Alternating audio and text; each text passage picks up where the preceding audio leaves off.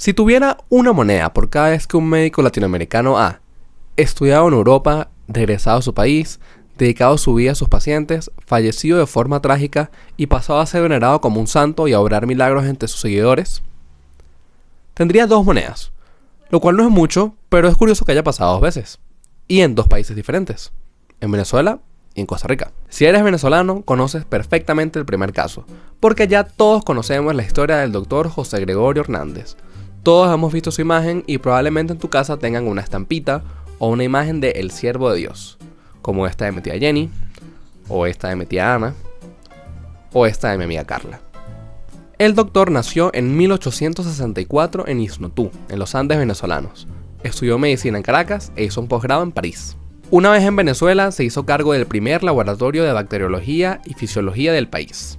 Publicó numerosos estudios y enseñó a muchos discípulos en la Universidad Central de Venezuela. Pero, más allá de sus capacidades intelectuales, era reconocido por el cuidado con el que trataba a sus pacientes, por lo acertado de sus diagnósticos y por tener un consultorio en el que atendía a personas de bajos recursos y muchas veces les pagaba comida y medicinas. En 1919 pierde la vida arrollado por un carro mientras iba camino a comprar medicinas para un paciente. Luego de su partida se convirtió en un santo popular de los venezolanos y empezó a curar milagrosamente a aquellos que pedían ayuda para sanar sus enfermedades.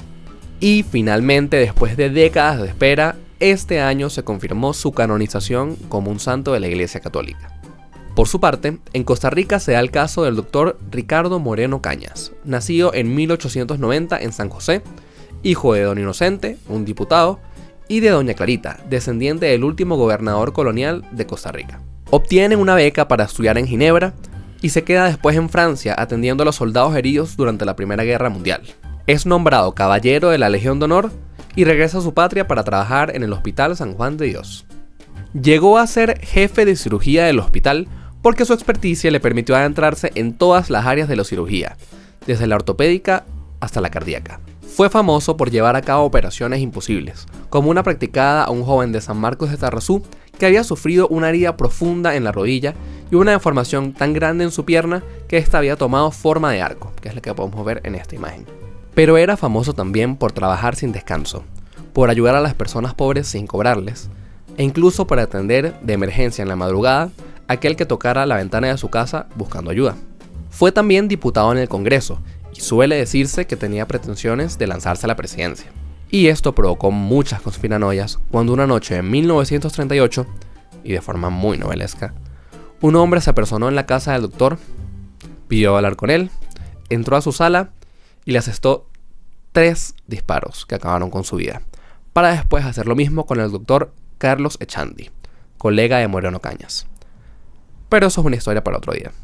Después de un funeral multitudinario, el doctor pasó de un cirujano que realizaba operaciones imposibles a un santo que obraba milagros, y empezó a verse en calles y mercados su imagen junto a diferentes oraciones. Se comentaba, y se comenta todavía, que para recibir la ayuda del doctor se debe rezarle una oración, prenderle una vela y dejar un vaso de agua velándose durante la noche, para la mañana siguiente tomarse el agua de ese vaso, que para ese momento ya ha recibido el don curativo del doctor.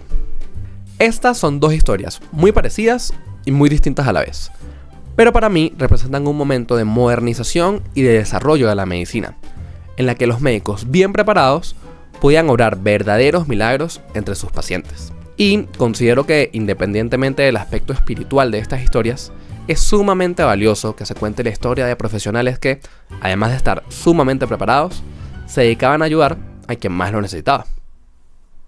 Qué loco, ¿no?